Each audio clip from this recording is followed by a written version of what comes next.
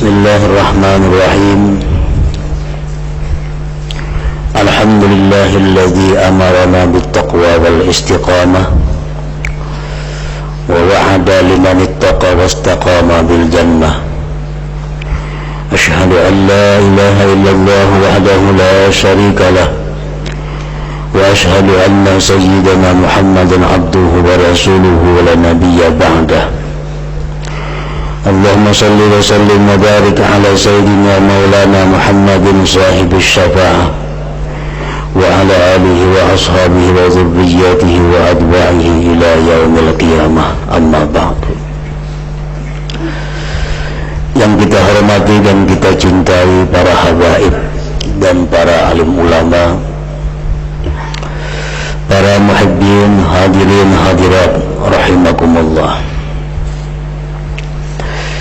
Puji dan syukur senantiasa kita haturkan kehadiran Allah Subhanahu wa ta'ala atas limpahan nikmat karunia yang selalu dicurahkan kepada kita. Salawat dan salam kita haturkan juga kepada junjungan kita Nabi besar Muhammad sallallahu alaihi wasallam dan kepada seluruh keluarga, para sahabat, zurriyat dan pengikut beliau sampai hari kiamat nanti. Para muhibbin rahimakumullah, hadis yang ke-21 dari 40 hadis. An Abi Amrin wakil Abi Amrata Sufyan ibni Abdullah radhiyallahu anhu qala qultu ya Rasulullah qulli fil Islam qawlan la as'alu anhu ahadan ghairak qala qul amantu billah thumma istaqim, rawahu Muslim. Hadis yang ke-21 dari Abi Amr, dan dikatakan orang Abi Amrah, Sufyan bin Abdullah radhiyallahu anhu berkata, aku berkata kepada Rasulullah sallallahu alaihi wasallam, wahai Rasulullah, katakan bagiku, ajarkan kepadaku pada agama Islam akan satu perkataan, satu ajaran yang tidak aku bertanya daripadanya seseorang selain engkau. Nah, ini Sufyan bin Abdullah minta kepada Rasulullah sallallahu alaihi wasallam amalan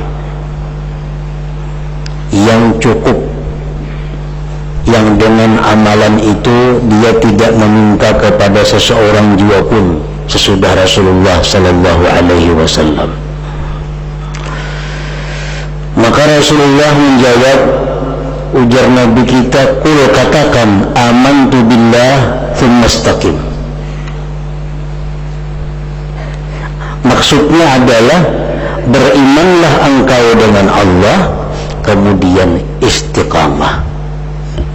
Nah, jadi di sini Rasulullah sallallahu alaihi wasallam memberikan kepada Sufyan bin Abdullah ini akan satu amaliyah, satu amalan, yaitu beriman dengan Allah kemudian istiqamah. Nah, para muhibbin rahimakumullah, beriman dengan Allah itu sudah kita ketahui apa yang dimaksud dengan beriman itu. Kemudian istiqamah, berpuluh-puluh macam pendapat para ulama yang menerangkan tentang pengertian istiqamah itu. Di antaranya ada pendapat yang mengatakan istiqamah itu artinya adalah dawamut ta'ah ilal maut, kekal taat sampai mati. Itu artinya istiqamah. bi ayyan tathila awamir Allah wa yajtaniba nawahiyah zahiran wa batina qawlan wa fi'la i'tiqadan wa maqama, dengan bahwa menjunjung segala perintah Allah, menjauhi larangan-larangan Allah, zahir dan batin, perkataan dan perbuatan, i'tikad dan maqam, ilal maut, sampai mati. Nah, itu disebut istiqamah ngarannya. Kita sembahyang tiap hari 5 waktu, tiap hari kita sembahyang sampai kita mati. Nah, itu ngarannya kita istiqamah di dalam sembahyang.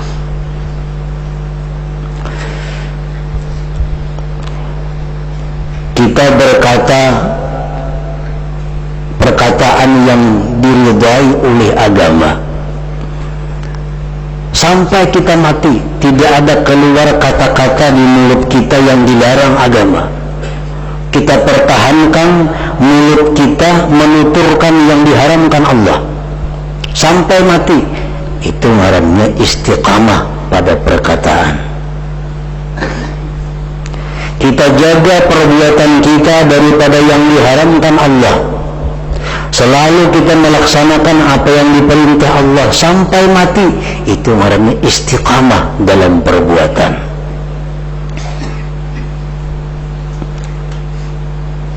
I'tikad kepada Allah tidak pernah berubah.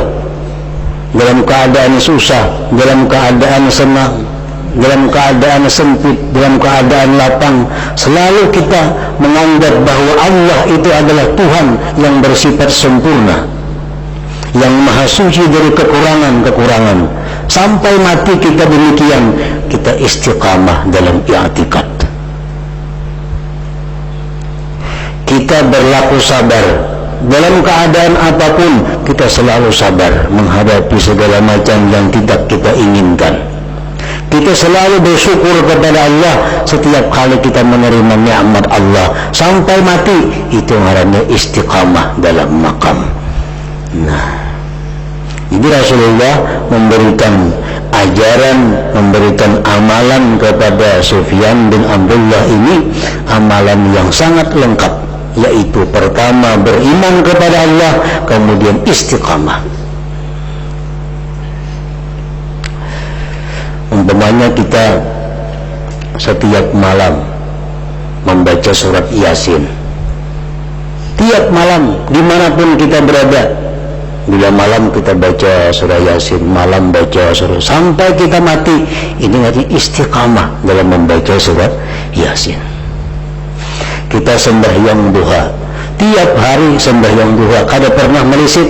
Apapun pekerjaan kita, bagaimanapun sibuknya kita, bila sampai waktu kita sembahyang duha, ini istiqamah dalam sembahyang duha.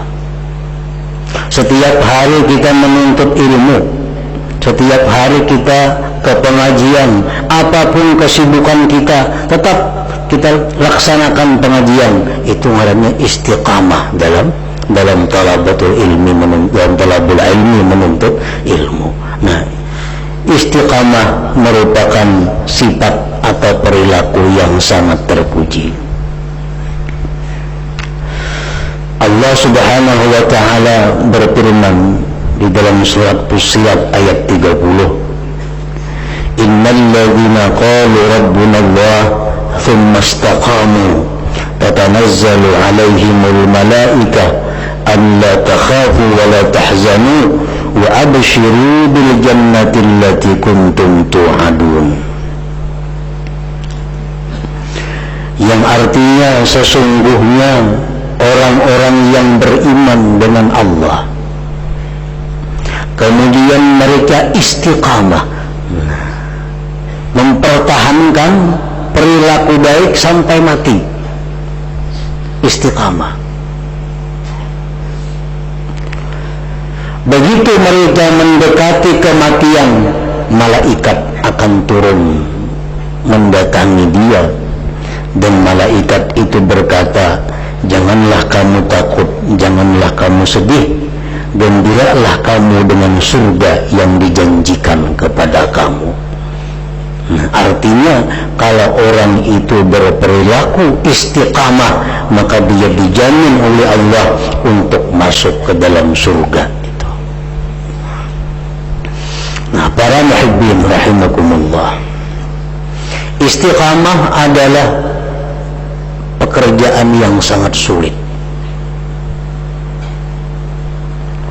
Kalau kita sembahyang duha nyaman, mudah, tapi untuk melakukannya setiap hari dalam segala keadaan sehingga kita bisa istiqamah, nah itu kita akan menemui kesulitan-kesulitan. Sembahyang tahajud itu mudah kalau kita lakukan sewaktu-waktu apabila kita hendak. Tapi kalau kita ingin istiqamah setiap malam kita mesti sembahyang tahajud, itu akan menemui kesulitan-kesulitan. Sembahyang berjamaah itu mudah, tapi kalau kita rutin ingin selalu sembahyang berjamaah akan sulit. Nah, bersikap sabar, bersikap syukur itu mudah kalau sewaktu-waktu. Tapi kalau selalu sabar, selalu syukur, nah ini istiqamah, ini yang sulit. Nah, oleh karena itulah Allah Subhanahu wa ta'ala menjanjikan surga kepada orang-orang yang berperilaku istiqamah itu. Para tokoh, para ulama besar seperti Hasanul Basri, beliau selalu minta kepada Allah, Allahumma anta rabbuna farzuqnal istiqamah. Ya Allah, Engkau Tuhan kami, farzuqnal istiqamah, berilah kami istiqamah, lurus artinya dalam kebaikan. Para muhibbin rahimakumullah, apa sebab yang membuat kita ini sulit untuk istiqamah? Apa sebabnya kita beribadah, beramal kebaikan itu kada bisa terus-menerus, terputus-putus, bahkan kadang-kadang berhenti. Ada orang dahulu beramal, berzikir 2-3 ribu tiap malam, tapi kada rutin, kadang-kadang kawa, kadang-kadang kada, keputingannya kena berampih, kada lagi. Ada orang dahulunya rajin menuntut ilmu, akhirnya balang kambingan, akhirnya kada lagi menuntut ilmu. Nah, kenapa sebabnya terhalang dari istiqamah? Para ulama ahli suluk menjelaskan ada 4 perkara yang membuat manusia itu terhalang daripada istiqamah. Yang pertama, ad-dunia, dunia.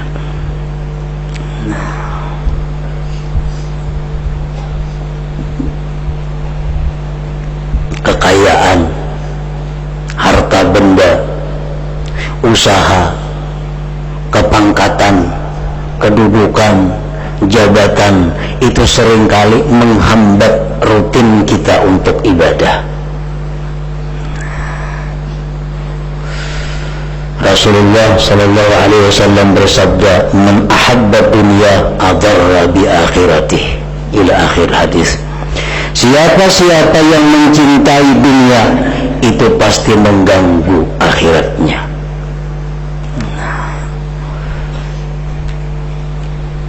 Imam Abu Hazim berkata, "Yasirud dunya yasghalu an katsiril akhirah."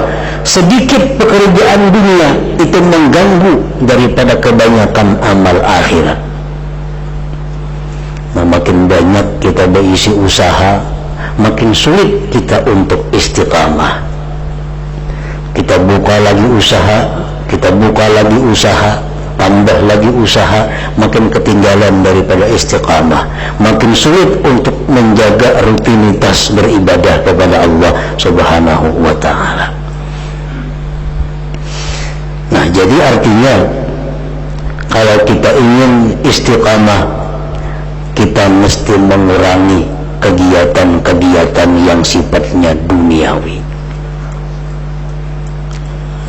Karena itu mengganggu akan lurusnya ketakwaan ibadah kita kepada Allah Subhanahu wa ta'ala. Yang kedua, al-khalqu, makhluk, manusia. Manusia ini seringkali membuat kita terhalang untuk bisa rutin beribadah. Sebagian ulama berkata, aqlil minal ma'arif fa innahu aslam lidinik wa qalbik. Kurangi kenalan-kenalan, kurangi patuhan-patuhan, lebih selamat agama engkau dan hati engkau. Makin banyak kita punya kenalan, makin banyak punya papatuhan, makin sulit kita untuk bisa istiqamah. Saya kong datang beilang, saya kong datang beilang, saya kong datang beilang. Mau kita meilangi inya, kada nyaman kada beilang. Akhirnya mengusnya kita rutin sembahyang berjamaah, luput waktunya. Mengusnya kita sembahyang duha, kada sembahyang duha. Karena kebanyakan mengurusi manusia, mengurusi makhluk.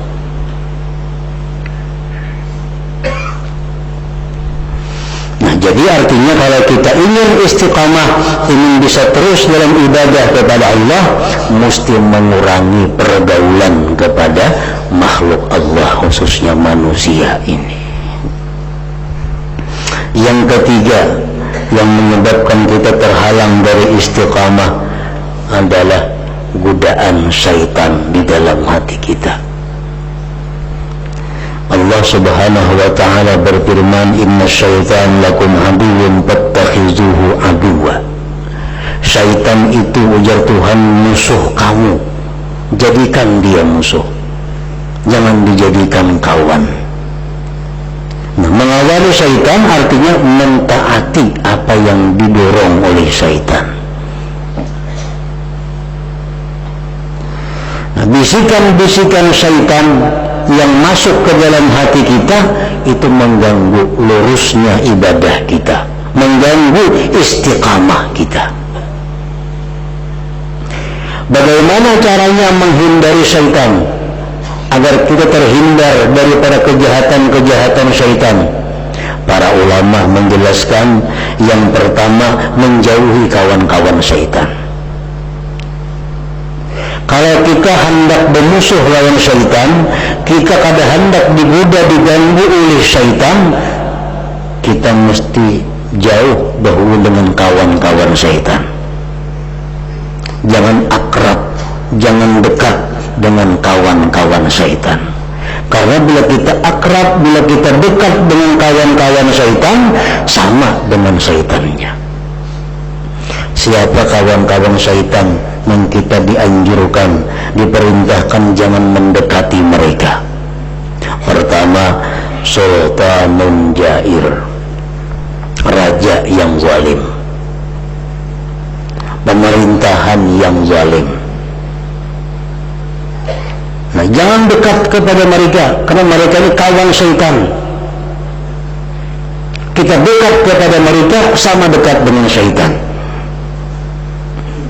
Pemerintahan yang zalim, baik pemerintahan itu bubuhan eksekutif atau legislatif atau apa-apa ngarannya, bila mereka itu zalim, jangan dekat dengan mereka. Jangan dimasukkan dalam hati kita nama-nama mereka. Karena mereka ada ikhwan syaitan. Syaitan akan masuk menggoda kita melalui mereka. Yang kedua, kawan syaitan adalah ghaniyun mutakabbir, orang kaya yang sombong, orang kaya yang angkuh, orang kaya yang tidak tunduk dengan perintah agama. Itu kada perlu didekati.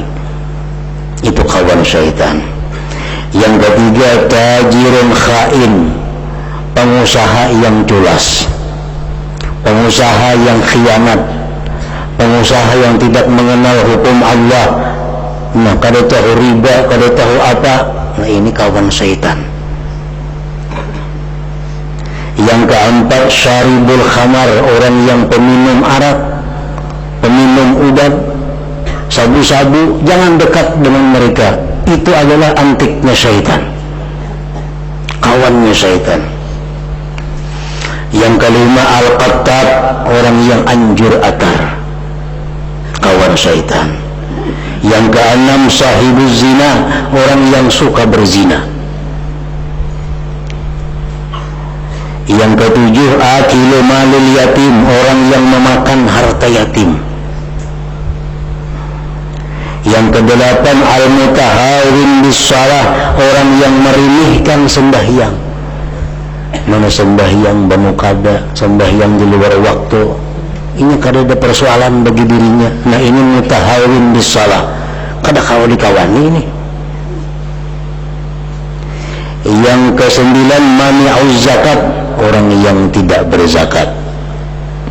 Yang kesepuluh, alladzi yutilul amal, orang yang merasa hidupnya lama lagi di dalam dunia ini. Nah, 10 itu kawan-kawan syaitan yang mesti kita jauh daripadanya kalau kita hendak selamat daripada syaitan. Nah, yang kedua cara menghindar dari syaitan itu adalah zikrullah.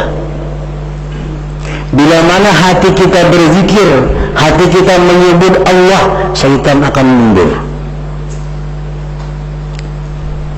Setiap kali hati kita menyebut Allah, hati bukan mulut, hati menyebut Allah, syaitan akan mundur. Memperbanyak zikrullah berarti memperjauh diri daripada syaitan. Nah, yang ketiga, al-ilmu bi khatar syaitan, mengetahui dengan khatar syaitan. Dalam hati ini ada gelitik syaitan, ada gelitik nafsu, ada gelitik dari malaikat, ada gelitik dari Allah Subhanahu wa ta'ala. Nah, mengetahui itu adalah jalan untuk menyelamatkan diri dari tipu daya syaitan. Nah, yang ketiga, yang menghalangi kita istiqamah adalah syaitan. Yang keempat, an-nafsu, nafsu yang ada dalam diri kita. Allah Subhanahu wa ta'ala berfirman, inna nafsa la'ammaratun bisu, nafsu itu selalu mengajak, memerintahkan, mengarahkan kepada kejahatan. Nafsu ini katujunya nyaman, katujunya yang senang karena memikirkan akibat. Ini nafsu. Yang penting bagi nafsu itu kesenangan sesaat. Masalah isuk kena kayak apa itu urusan budi. Nah, selama kita masih mentaati nafsu, kita akan sulit untuk istiqamah. Kita akan sulit untuk selalu taat kepada Allah sampai mati.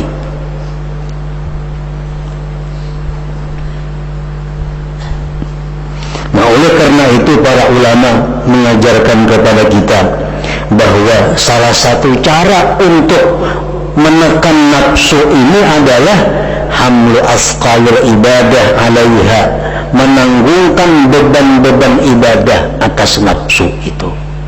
Kada kawa kada dipaksa.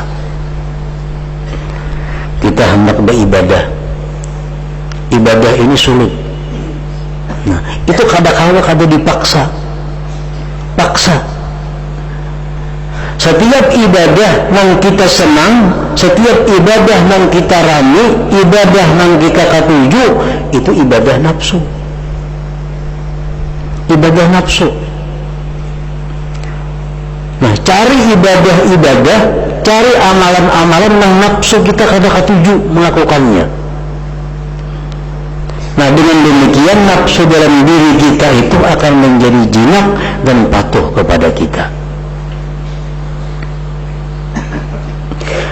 Nah, 4 perkara inilah yang dalam kenyataannya mengganggu kita untuk selalu taat kepada Allah. Kenapa kita kadang-kala aktif untuk ini ibadah, kadang-kala aktif untuk ini perbuatan taat? Mungkin karena kebanyakan urusan dunia. Mungkin karena kebanyakan yang diurusi manusia, mungkin karena bisikan syaitan, mungkin karena dorongan daripada nafsu. Nah, 4 hal inilah yang membuat kita terhalang daripada bersifat berperilaku istiqamah. Padahal perilaku istiqamah itu merupakan satu tingkatan yang sangat mulia, yang sangat agung di sisi Allah Subhanahu wa Ta'ala. Nah, para muhibbin rahimakumullah, oleh karena itu para ulama seperti Imam Hasan Basri tadi, mereka itu memasukkan istiqamah dalam permohonan kepada Allah Subhanahu wa Ta'ala.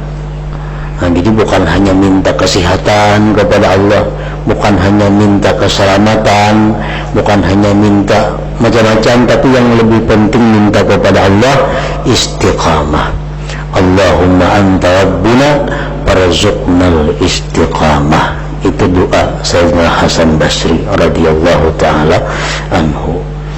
Nah, kemudian hadis yang ke-22 ila hadratin Nabi sallallahu alaihi wasallam. Al-Fatihah.